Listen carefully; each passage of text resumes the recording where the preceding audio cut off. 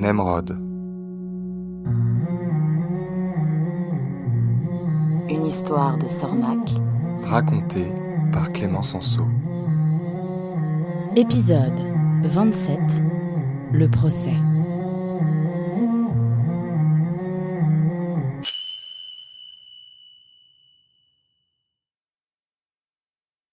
Vêtu de la tunique orange des prisonniers, Nemrod attendait, assis à même le sol. Pour tuer le temps, il s'était remis à compter les pavés de sa cellule. 187, 188, 189, 190, 191. Il s'arrêta soudainement. Il avait entendu un bruit. Il tendit l'oreille. Mais oui, des pas qui approchent. Nemrod se redressa.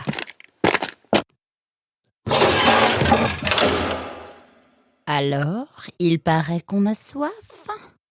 Oui, je n'ai pas bu depuis... Hé! Tu voulais de l'eau? Voilà de l'eau. Mais attrape! Cria le geôlier en lançant à Nemrod une sorte de petite cordelette. Qu'est-ce que c'est? Un lacet? Mais je n'en ai pas besoin. On m'a retiré mes chaussures. Je sais, je les ai offerts à mon fils hier soir pour son anniversaire. Mais vous n'avez pas le droit! Le geôlier s'approcha de Nemrod. Son haleine sentait l'ail et le mauvais alcool. Je n'ai pas le droit. Le prisonnier pense que je n'ai pas le droit. Elle est bien bonne, celle-là. Si tu savais combien on me paie, tu comprendrais. Enfin, je ne vais pas me plaindre. Il y a toujours plus malheureux que soi, dit le geôlier, en faisant un clin d'œil appuyé à Nemrod. Alors pourquoi ce lacet? Pour éponger, pardi. Éponger? Ouais. La cellule doit être parfaitement sèche demain matin quand l'huissier viendra te chercher. Tiens, je te laisse le seau. Et ne t'avise pas d'utiliser ton vêtement. Mais pourquoi? Pourquoi faites-vous ça? C'est la coutume, les veilles d'audience. À chaque métier, ses traditions. Allez, tu n'as pas de temps à perdre.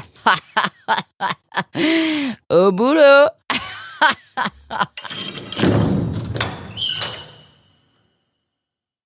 Nemrod passa la nuit à éponger sa cellule.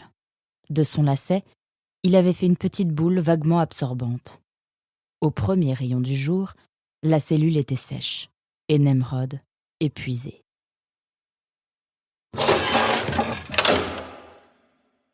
Nemrod de Mortagne? Oui? Veuillez avoir l'amabilité de me suivre. Vous êtes l'huissier? Oui, pardon, je ne me suis pas présenté. Maître Panet, huissier de justesse, pour vous servir. Huissier de justesse? Huissier de justesse, huissier de justice, c'est une blague. Enfin, comme dans toutes les bonnes blagues, il y a un fond de vrai. Je suis arrivé 999e au concours d'huissier. J'étais le dernier candidat à être admis. Alors, les confrères m'ont donné ce surnom.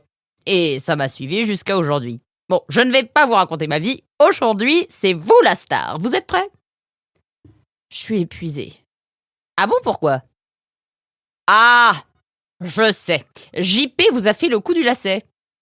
Oui. Quel luron, ce JP. Bon, allez, trêve de bavardage, tout le monde vous attend. Nemrod suivit Maître Panet dans les couloirs du palais de justice.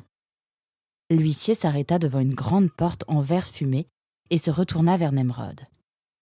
Qu'est-ce que c'est que cette tête de serpillière? Faites un effort, hein. Vous n'aurez pas une deuxième chance de faire une bonne première impression. Redressez-vous. Voilà, respirez un grand coup et allez-y. Nemrod ne bougea pas. Mais enfin, vous n'allez pas rester planté là alors que tout le monde est venu spécialement pour vous. Ça ne se fait pas. Allez, 1, 2, 3, en scène! Poussé par l'huissier, Nemrod se retrouva projeté dans la salle d'audience. Déséquilibré, il trébucha sur l'estrade où étaient installés les 3 juges et s'étala de tout son long devant un public sidéré. Nemrod se releva, s'épousseta et regarda autour de lui. La salle était comble. Il devait y avoir pas loin de 150 renards alignés en grappe sur des bancs de bois. Il parcourut la foule du regard. Au premier rang, dans la travée de droite, se tenaient Dunsol et ses avocats. Derrière lui, Nemrod distingua le visage broussailleux du patron de l'auberge de la Poule d'eau. Et juste à côté, le grand corps maigre de Ghislaine, qui tremblait comme une feuille. Lorsqu'il aperçut les visages de ses parents, debout au fond de la salle, Nemrod fondit en larmes. « Monsieur Nemrod ?» Le regard brouillé et l'esprit saturé, Nemrod n'avait pas vu le petit renard boiteux qui s'était approché de lui. « Monsieur Nemrod ?»« Oui. Bonjour, je suis Maître Malingre, votre avocat. »« Mais, commis d'office. » Votre avocat, commis d'office. Je vais essayer de vous défendre. »« D'accord, merci. » dit Nemrod hagard. « Oh, je vous en prie, c'est la moindre des choses. » Maître Malingre fit ce qu'il put, mais il ne faisait pas le poids.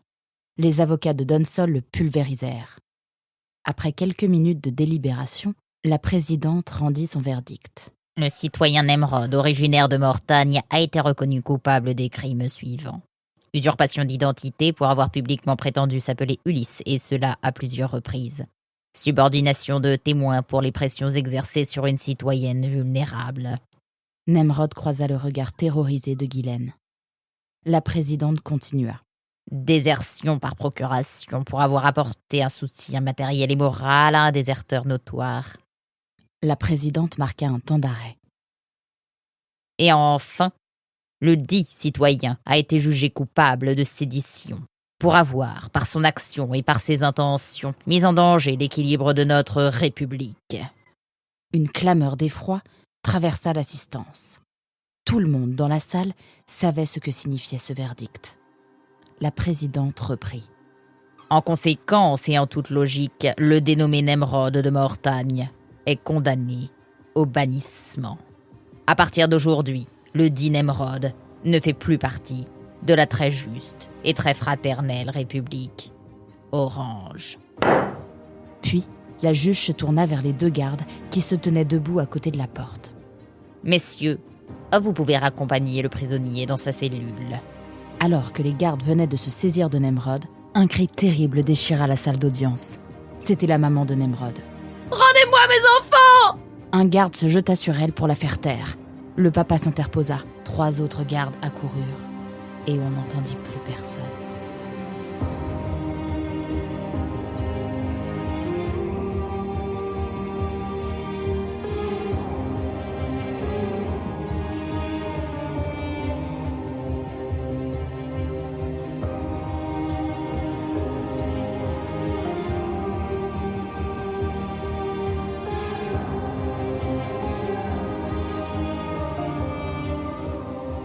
Vous aimez Nemrod ? Faites-le savoir en laissant une note et un commentaire sur votre plateforme de podcast préférée. Ça vous prendra 1 minute et ça nous aidera à faire connaître Nemrod.